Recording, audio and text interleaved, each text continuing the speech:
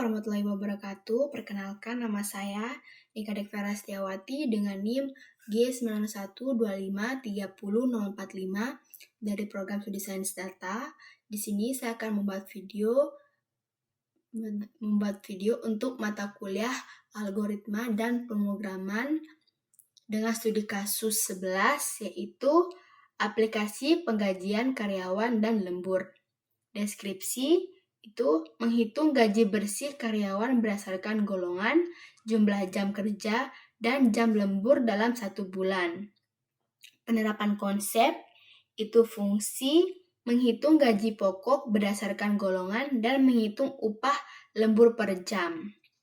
Perulangan, for untuk menghitung total jam kerja dari input absensi harian selama 20 hari kerja. Kondisi, jika jam kerja lebih dari 40 jam seminggu, hitung sisa jamnya sebagai lembur dengan tarif 1,5 kali lipat. Di sini kita sudah masuk ke studi kasus atau sintaks yang sudah saya buat. Di sini saya akan menjelaskan bagaimana cara kerjanya. Di sini itu sudah ada gaji pokok. Nah, gaji pokok adalah struktur data bertipe DIT yang memetakan golongan karyawan atau string Romawi. Di sini kita menggunakan string Romawi untuk memetakan golongan karyawan. Di sini ada 1, 2, 3, 4, dan 5. Terus ke nilai gaji pokok itu menggunakan integer rupiah. Ini nilai integer rupiahnya. Pendeklarasian menggunakan notasi underscore pada angka. Contohnya itu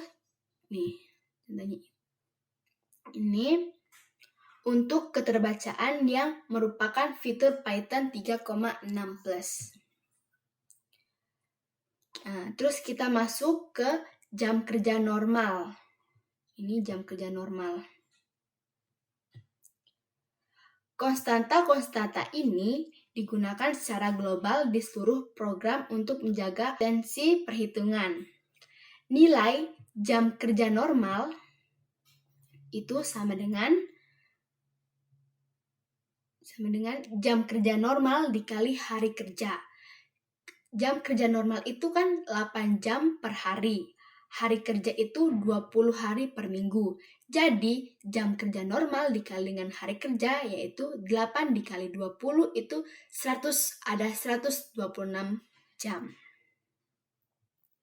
Sehingga, jika ada perubahan kebijakan jam kerja, cukup mengubah satu nilai saja. Terus, kita masuk ke analisis fungsi. Terus, analisis fungsi pertama yaitu fungsi gaji pokok atau golongan. Fungsi gaji pokok atau golongan. Ini sintaksnya. Golongan. Def, hitung gaji pokok atau golongan dalam kurung golongan itu mendefinisikan fungsi dengan satu parameter string golongan. Terus, golongan upper ini itu mengubah input menjadi huruf kapital agar input I kecil dan I besar itu dianggap sama. Terus, get ini atau K atau default itu metode discriminatory yang mengembalikan nilai jika kunci ditemukan atau nilai def 0 jika tidak ada. Return value 0 digunakan sebagai penanda golongan tidak valid, sehingga program dapat mendeteksi dan melewati data tersebut. Terus masuk ke fungsi hitung upah lembur dalam kurung gaji pokok dan jam lembur. Ini sintaksnya. Umper per jam kerja sama dengan gaji pokok garing jam normal sebulan. Itu menghitung upah per jam sebagai gaji pokok dibagi 160 jam standar sebulan. Terus, return upah per jam 1,5 jam lembur itu mengalihkan upah per jam dengan faktor lembur 1,5 kali dan jumlah jam lembur. Faktor 1,5 sesuai dengan peraturan ketenagakerjaan yang ada di Indonesia. Fungsi hitung total jam kerja dalam kurung absensi harian. Absensi harian itu merupakan list berisi 20 nilai float yang mempresentasikan jam kerja setiap hari kerja selama sebulan. Terus ada sum. Sum ini berfungsi built-in Python yang menjumlahkan semua elemen dalam suatu interval hasil berupa total jam kerja aktual dalam sebulan. Ini sum. Terus kita menghitung fungsi gaji bersih, gaji pokok, tunjangan, upah lembur, dan potongan. Ini dia.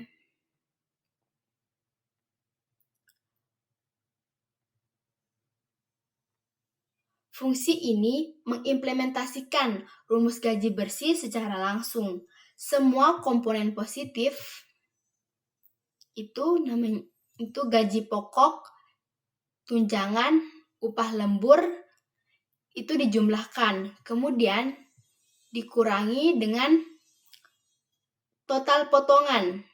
Penggunaan 4 elemen parameter terpisah mempermudah pengujian masing-masing komponen secara independen. Terus kita masuk pada fungsi cetak slip gaji dalam kurung data. Nah, ini dari sini sampai sini itu adalah ya. Terus def cetak slip gaji dalam kurung data itu fungsi ini menerima sebuah parameter data, yaitu sebuah destinatory yang menyimpan seluruh informasi lengkap karyawan mulai dari nama, golongan, total jam kerja, jam lembur, hingga rincian gajinya. Terus ada print n tambah 52 dan print 52 ini. Baris ini menggunakan teknik pengulangan string Python atau mengalihkan karakter dengan angka 52. Tujuannya untuk mencetak karakter sama dengan dan tanda minus sebanyak 52 kali, berturut-turut sebagai garis pembatas atau boulder agar tampilan slip gaji terlihat rapi dan terstruktur. Ini slip gaji kan terstruktur dan rapi. Penggunaan printf, ini di sini, di sini. Printf itu namanya f-string formatting. Hampir semua baris pencetakan menggunakan sintaks f-string. Fitur ini mempermudah kita untuk langsung memasukkan nilai variabel atau ekspresi Python yang ditulis dalam kurung kurawal ke dalam teks yang akan dicetak. Ini teks yang akan dicetak. Seperti ini contohnya. Terus data nama, data golongan, dan seterusnya. Itu bagian ini merupakan cara mengakses nilai dari destinatory. Program akan mencari data spesifik berdasarkan kata kuncinya, yaitu key. Seperti memanggil nama karyawan. Memanggil nama karyawan itu ada data dan nama. Atau total jam kerja, data, total jam kerja, jam. Format khusus kolom teks gaji pokok kurang dari 30 dengan kode kurang dari 30 Di dalam f-string berfungsi untuk mengatur arithmet atau perataan kiri dengan lebar ruang sebanyak 30 karakter. Hal ini memastikan teks seperti gaji pokok, tunjangan, dan upah lembur berbasis rapi di sebelah kiri dengan jarak yang sama sebelum nominal uangnya dicetak. Ini kan basisnya di sebelah kiri. Nih, di sebelah kiri. Itu format khusus kolom teks gaji pokok kurang dari 30. Terus, format khusus angka atau uang, data gaji pokok lebih dari 10, OF. Bagian ini mengatur tampilan nominal uang dengan aturan yang sangat spesifik. Lebih dari 10 itu untuk mengatur arithmet atau perataan kanan dengan lebar ruang 10 karakter supaya posisi angka satuan, puluhan, dan ratusan sejajar ke kanan. Koma ini berfungsi sebagai pemisah ribuan. Disinilah Python secara otomatis akan mengubah angka biasa. Misalnya 3 juta menjadi format teks dengan pemisah ribuan menjadi 3,00,000 saat dicetak. Terus OF ini menentukan bahwa angka tersebut dicetak tanpa angka desimal. Itu 0 angka di belakang koma. Terus kita masuk ke program utama. Ini program utama. Di program utama.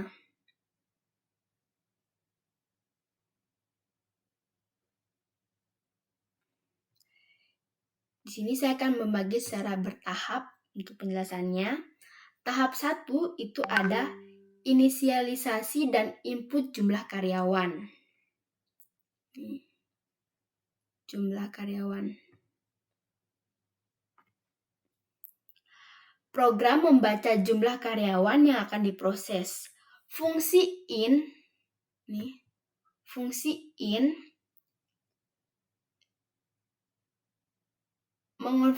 mengonversi string dari input menjadi integer untuk digunakan sebagai batas interaksi loop.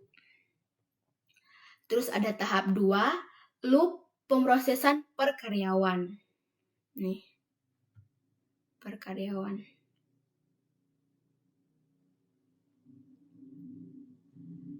Loop for berjalan dari I. Loop for berjalan dari I.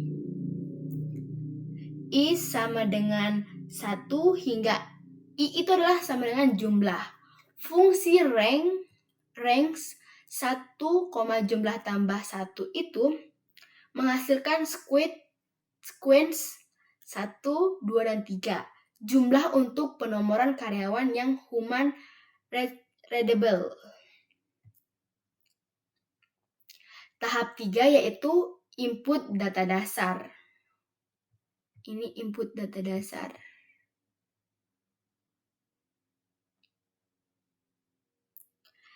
Method strip. Ini method strip. Method strip ini itu menghapus spasi atau white space di awal dan akhir input.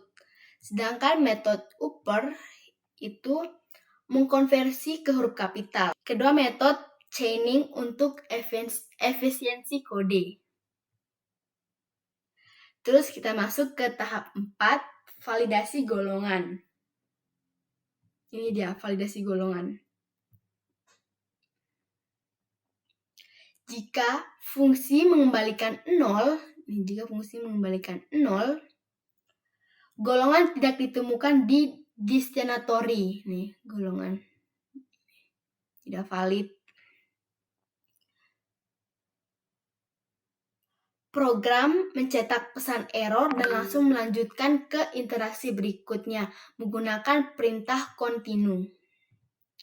Nih. ingin menghindari perhitungan dengan data tidak valid. Dia menggunakan continue supaya menghindari perhitungan dengan data yang tidak valid. Kita masuk ke tahap 5, yaitu input absensi 20 hari. Ini dia. Loop nested untuk membaca jam kerja setiap hari. List absensi diisi satu persatu menggunakan append. Menggunakan append. Fungsi float. Fungsi float ini digunakan agar input bisa berupa angka desimal. Contohnya itu 7,5 jam. Tahap 6 yaitu kalkulasi komponen gaji. Kalkulasi komponen gaji.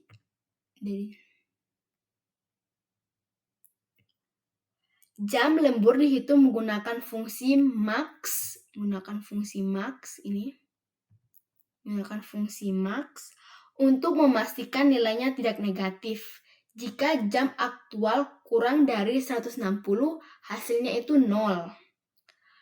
Potongan dihitung otomatis sebesar 5%. Dari gaji pokok tanpa input manual.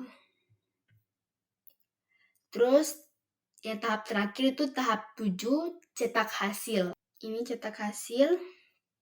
Setelah komponen tersedia, program memanggil fungsi cetak slip gaji dengan destinatory data yang sudah lengkap. Kemudian mencetak keterangan lembur jika jam lembur lebih dari 0 atau pesan konfirmasi tidak ada lembur. Setelah semua bagian output yang saya jelaskan, kita coba untuk run. Nah, di terminal ini kelihatan sistem pengkajian karyawan. Artinya ini sudah betul. Dan kita lanjut ke proses sistem pengkajian karyawannya. Golongan tersedia itu 1, 2, 3, 4, dan 5. Jumlah karyawan yang diproses. Ini terserah kita memasukkan berapa jumlah karyawan yang akan kita proses. Di sini saya hanya pakai 1. Terus enter. Nah, di sini muncul data karyawan ke-1. Nama karyawan kita tulis terserah ini nama siapa, saya tulis menggunakan Vera, nama saya sendiri. Terus enter. Golongan. Di sini kita bebas memilih golongan berapa. Di sini saya memilih golongan ke-5. Enter lagi. Terus di sini kita disuruh memasukkan jam kerja harian selama 20 hari. Hari ke-1 sampai hari ke-20 itu kita bebas mau masukkan berapa jam selama 20 hari ini. Hari ke-1 2, hari ke-2 3, hari ke-3 4, hari ke-5 6, hari ke-4 5, enter. Hari ke-5 6, enter lagi. Hari ke-6 7 jam, enter lagi. Hari ke-7 kita pakai 8 jam, enter lagi. Hari ke-8 kita pakai 9, enter lagi. Hari ke-9 kita pakai 2 jam, enter lagi. Hari ke-10 5 jam, enter lagi. Hari ke-11 10 jam, enter lagi. Hari ke-12 4 jam, enter lagi. Hari ke-13 8 jam, enter lagi. Hari ke-14 9 jam, enter lagi.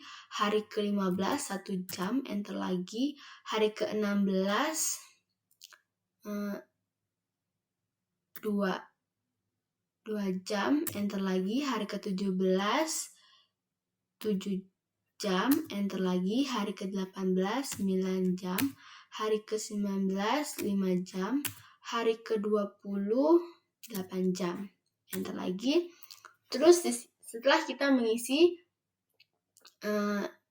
masukkan jam kerja harian selama 20 hari, di sini tertulis tunjangan atau transportasi tambah makanan. Nah, di sini kita bebas memasukkan berapa nominal tunjangannya. Di sini saya memasukkan 500.000. Terus enter. Nah, di sini kelihatan slip gaji karyawan. Nama karyawan Vera, golongan kelima, total jam kerja 114 jam, jam lembur itu 0 jam, tidak ada jam lemburnya. Gaji pokoknya itu 10 juta, tunjangannya itu 500.000, upah lembur tidak ada karena kita tidak ada jam lemburnya. Potongan BPJS tambah pajaknya itu 500.000. Jadi gaji bersihnya itu 10 juta. Terus tidak ada jam lembur pada bulan ini. Proses pengajian selesai. Terima kasih. Wassalamualaikum warahmatullahi wabarakatuh.